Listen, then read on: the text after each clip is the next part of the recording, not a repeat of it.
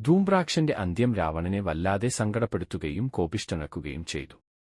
ഓരോ സേനാപതിമാരും വീഴുമ്പോൾ ലങ്കയുടെ അഭിമാനത്തിന് മുറിവേൽക്കുകയാണ്. തന്റെ സൈന്യത്തിന്റെ ആത്മവീര്യം വീണ്ടെടുക്കാൻ രാവണൻ തന്റെ അടുത്ത അജയ്യനായ യോദ്ധാവിനെ വിളിച്ചു. വജ്രദംഷ്ട്രൻ അതിശക്തമായ മായകളും മിന്നൽ വേഗമുള്ള യുദ്ധതന്ത്രങ്ങളും വശമുള്ള വജ്രദംഷ്ട്രൻ ഒന്നടങ്കം ഇല്ലാതാക്കുമെന്ന പ്രതിജ്ഞയോടെ യുദ്ധക്കളത്തിലേക്ക് കുതിച്ചു. പക്ഷേ അവിടെ അവനെ കാത്തുനിന്നത് വാനരാജകുമാരനായ അംഗദനായിരുന്നു. ഒരു ഭാഗത്ത് രാക്ഷസവീര്യം, മറുഭാഗത്ത് ബാലിയുടെ പുത്രന്റെ അചഞ്ചലമായ കരുത്ത്, ആകാശം ഇടിഞ്ഞു വീഴുന്നതുപോലെയുള്ള ആയുധങ്ങളുടെ കൂട്ടിയിടി.